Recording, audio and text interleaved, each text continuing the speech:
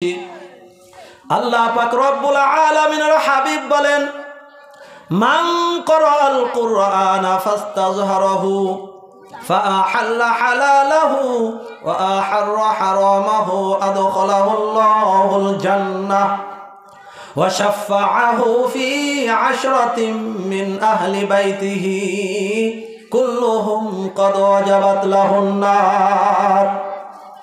আল্লাহ পাক রব্বুল আলামিনের হাবিব বলেন, যে ব্যক্তি কুরআন মাজিদকে মুখস্থ করলো, অর্থাৎ কুরআনের হাফেজ হলো এবং কুরআনকে মুখস্থ রাখলো, আল্লাহ পাক রব্বুল আলামিন ওই ব্যক্তিকে জান্নাত দান করবেন। বলেন সুবহানাল্লাহ। শুধু তাই নয়, ওই হাফেজের পরিবার থেকে যারা কবিরা গুনাহের কারণে জাহান্নামী হয়েছিল, তাদের মধ্য থেকে 10 জনকে ওই হাফেজের সুপারিশের মাধ্যমে আল্লাহ পাক জাহান্নাম থেকে মুক্তি দিয়ে জান্নাত দান করবেন। সুবহানাল্লাহ। ও প্রিয় মুসলমান, এই কোরআনের সম্মান বলে শেষ করার মতো ভাষা আমার নেই। তাফসিরে বাইজাবি শরীফের ভিতর আসছে,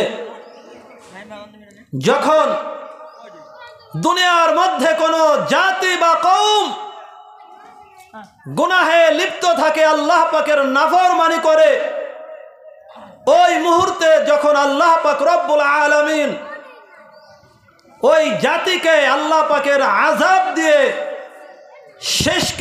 শেষ করে দেওয়ার জন্য ইচ্ছা করেন, ওই মুহূর্তে যদি কোনো বালক উম্মুল কুরআন, কুরআনের মা সূরা ফাতিহাকে তিলাওয়াত করে, অর্থাৎ সূরা ফাতিহার সর্বপ্রথম আয়াত আলহামদুলিল্লাহি রাব্বিল আলামিন তিলাওয়াত করে, আল্লাহ পাক রব্বুল আলামিন ফায়ারফাউ আনহুম বিযালিকাল আযাব 40 সানাতান। আল্লাহ পাক ওই ছোট বালকের কুরআন তিলাওয়াত করার বদলতে, বরকতে 40 বছরের জন্য ওই আযাবকে উঠিয়ে নেন। সুবহানাল্লাহ।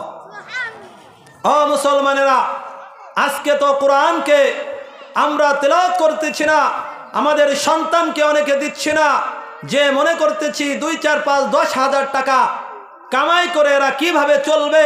ওরে টাকার কোনো ক্ষমতা নাই রিজিক দেওয়া, টাকার কোনো ক্ষমতা নাই মানুষকে চলানোর মালিক, রিজিক দেওয়ার মালিক একমাত্র আল্লাহ পাক রব্বুল আলামিন।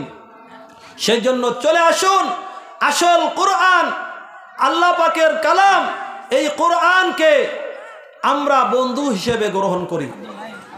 যাই হোক, বলতেছিলাম আমাদের দুটি ভবিষ্যৎ নিয়ে অনেক দূর চলে গিয়েছিলাম।